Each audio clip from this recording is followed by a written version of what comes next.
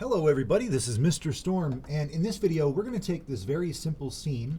Well, mine's a little less simple. I've added some more trees and some rocks and stuff. I'm not quite done yet. It doesn't quite feel like a full forest.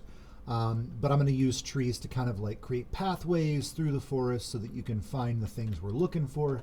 That's kind of the goal here. I'm not quite done yet. I'm still working on it. But we're going to take this simple scene and we're going to plop a player down in the middle of it so that we can move around the scene as the player and kind of see what we can see. So let's get to it. To create a player, we need to create a new scene. Let's say other node, and let's go with character body 3D. Okay, let's rename this guy to player. And then it's saying we need a collider. Now, the nice thing about our first-person character is we don't ever actually see ourselves as a first-person character, so we don't even need a mesh for this. All we need is a collider. Okay, so what we're going to do is we're going to add a collider by going to by adding a collision shape 3D, which is right underneath. There we go. Create, and let's give it a capsule shape. Okay, capsule shapes are great because they'll allow us to kind of go over rough terrain and make it so that we don't get stuck. All right, so we need to bring it up a little bit. Let's bring it up on the Y by 1 meter. Oh, 1 meter, there we go. So that way we are directly on the ground there. So we're up 1 meter. Perfect, perfect, perfect, perfect. Okay, now the next thing we need is we are going to need, so this is our body, and this body will rotate and stuff as we go, but we need a head, right? So we need a head object that we can mount the camera on, and then we can rotate the head independently of the camera, right? The reason why we want to do this is because we want to use the head to handle left and right turning, and the camera to handle up and down, so they're completely independent. And as we turn the head, we want that turn to change which direction is forward. We're gonna have to do this with the code that we write. So anyway, so we're gonna need a separate object to track our head. So let's add a node 3D node and rename it to head. The reason why we're using a node 3D is because all we need is the transform property. That's the only thing we need for this node to do. And to store the camera as a child, which we'll do that now. So let's add a camera 3D as a child, and let's set the head to be up a little bit. Let's set it up to be, I don't know, let's try 1.5 on the Y. That looks pretty good. Okay, perfect. So great. So now my head is roughly where my head would be. There's a camera, and now we're pretty much good to go. Let me go ahead and save. Let's save this scene. We'll call it player. Good. And let's go back into my world and let's plop my player down into my world. So I'm going to select my world object here, and I'm going to instantiate player. So player will be right there in the middle of the scene. Let's play and see what this looks like. Oh, it looks great. The problem is I can't do anything. I can't move. The player looks like it's a decent height from the ground, but I can't actually do anything. So let's fix that. Let's go back to player and let's add a script. Now we're going to uncheck the template because we're going to write all of our own code for this script, and let's click create. Okay, so the only thing we have in this script now is extends character body 3D. Great, that's all we want. That's all we want right now. First thing we want to do is we want to set it up so that whenever we play the game, our mouse, notice how you can see my mouse cursor when I'm moving it around. Even though the game is being played, I still have my mouse. I don't want my mouse cursor to be here in the game. I want it to be captured so that when I move my mouse, it actually moves my character, but I can't see the cursor anymore. Okay? So to do that, we want to bring in the ready function. Ready. Let me scroll in a bit so you can see. So my code's a bit bigger. Yeah, that looks about right. All right, so my ready function. And all we have to do is say input dot set mouse mode. And we're going to say input dot mouse mode captured, all caps. Okay. What that's going to do is that's going to make it so that my mouse is captured whenever we play the game. Now the problem is if we do that, now don't play test your game right now. Let me do it. I'll show you what it looks like when you play test your game with your mouse mode captured. So we play, great. But now I don't have a mouse, which means I can't actually close my game, right? I can click all I want. It's not going to do anything. Nothing's going to happen. So we want to do something to fix this real quick. So for me, I'm going to Alt-Tab, and then I'll come down here, and let's kill it like that. All right, so if you accidentally played your game, you can Alt-Tab out of that menu.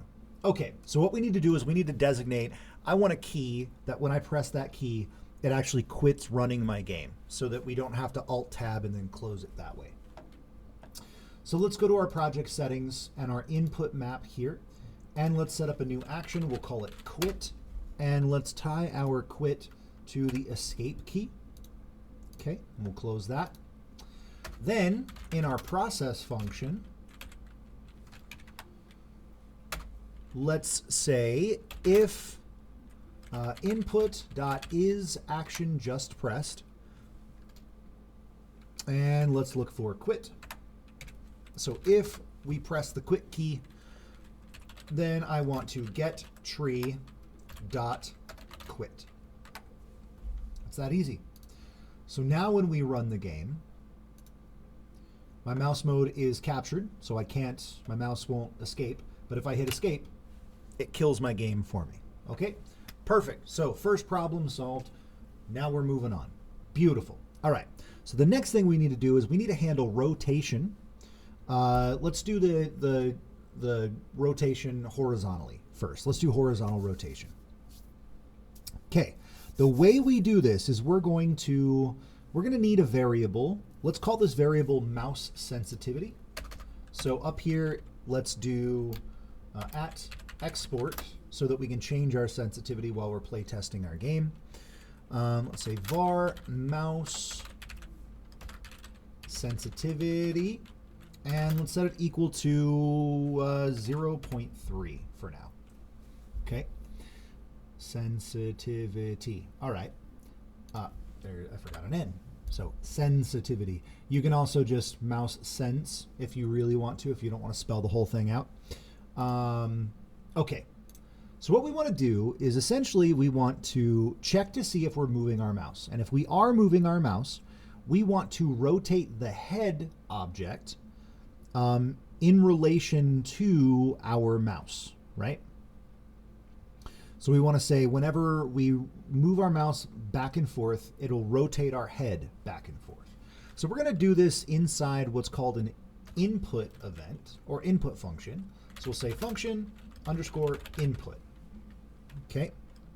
And inside this input event, let's pass in the event or pass in something that we'll label event. That way we can check to see what the event is. We'll say if event is input mouse motion, then we want to do head.rotate on the y-axis, and we're going to use this function called degrees to radians, deg to rad. Deg to rad. This is going to help us to take degrees and turn it into actual movement in radians. It's just a conversion thing that we want to use.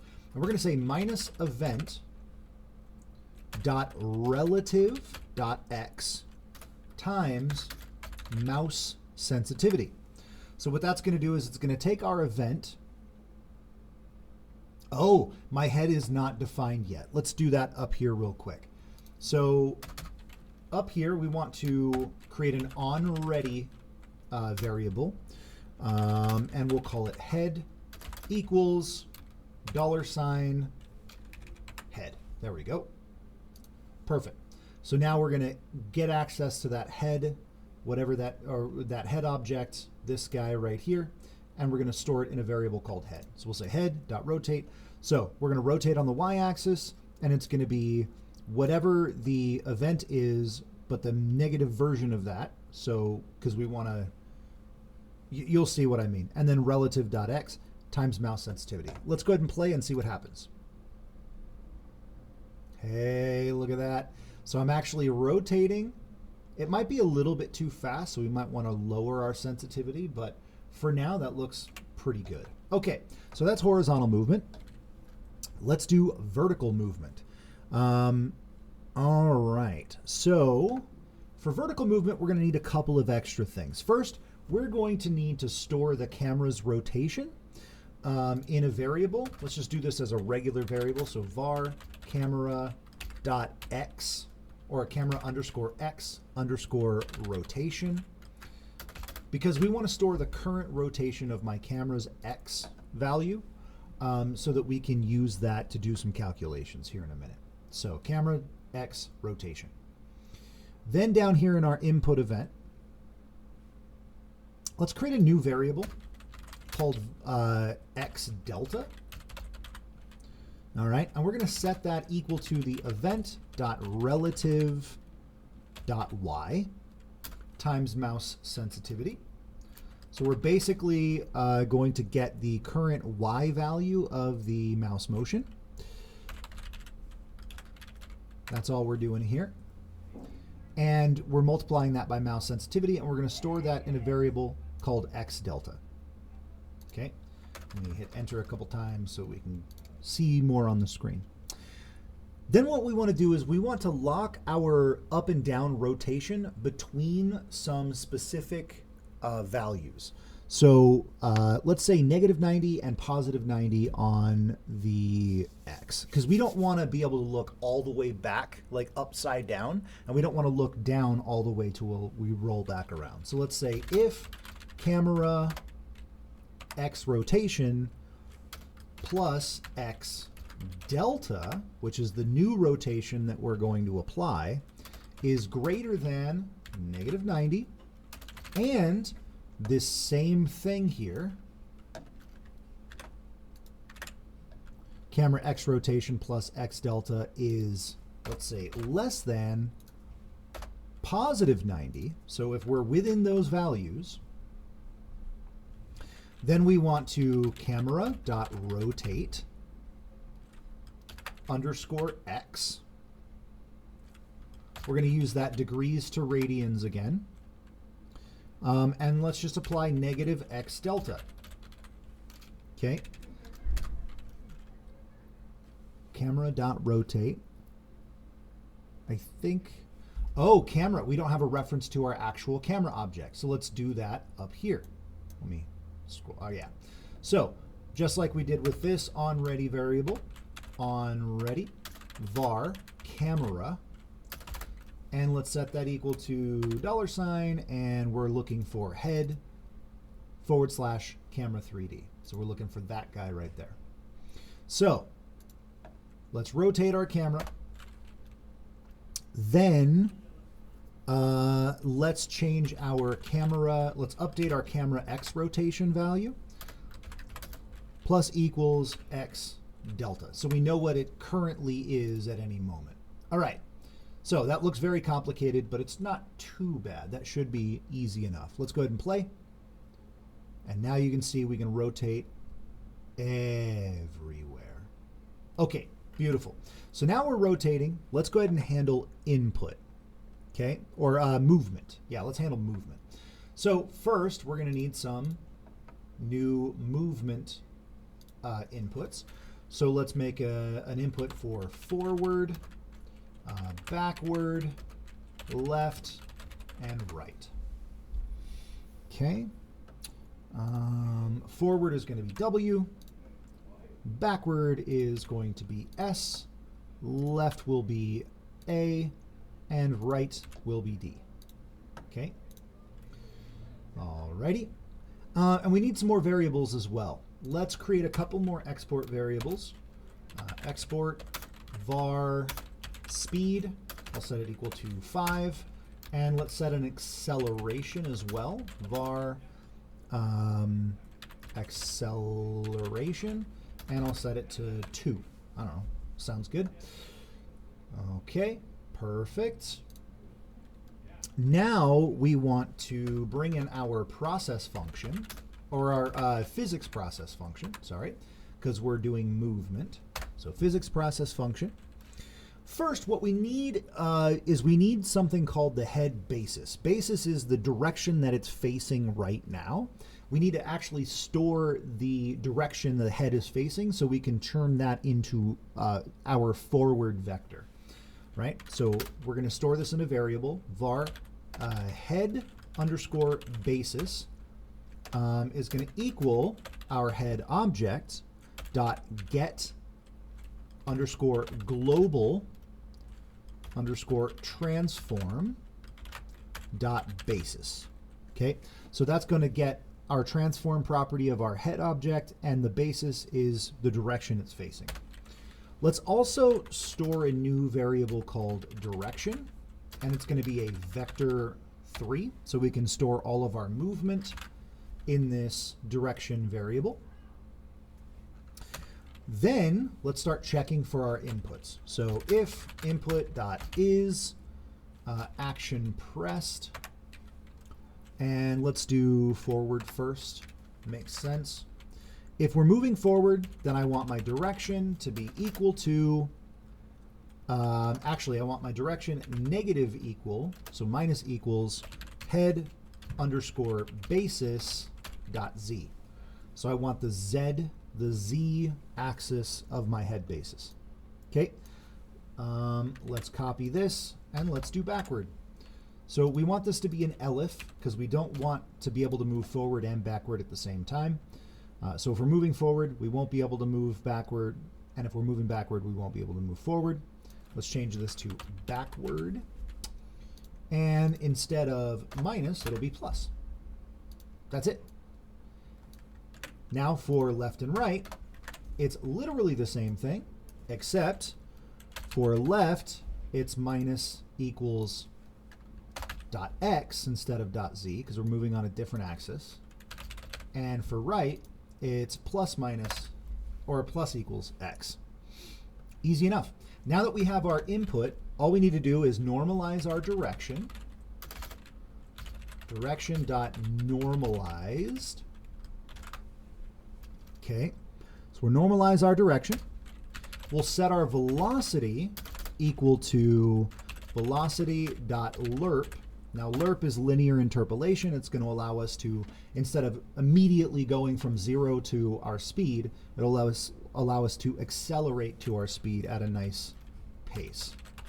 It'll feel more natural. Direction times speed acceleration times delta. Okay, then the last thing we need is to move and slide. Beautiful. Okay, so that is our entire script for our player character. Let's test it, see if it works. Ooh, and it does. Okay, so I can strafe left and right, I can go back, and I get a nice little acceleration bump. The movement feels nice. We can play around with those variables if we want to make them a little bit nicer. So I can go to my player here and I can play around with these variables to make it feel better. But I'm happy with it right now. I'm going to leave it there. Yeah, next we'll start adding in some stuff to interact with. We'll add in a lantern to give us some light. We'll make it really nice and spooky and fun. All right, I'll see you guys next time.